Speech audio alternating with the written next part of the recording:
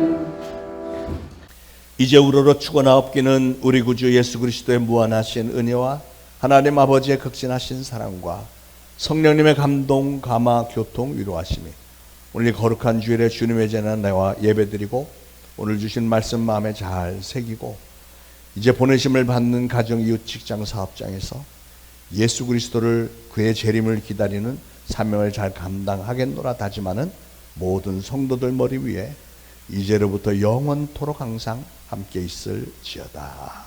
아멘.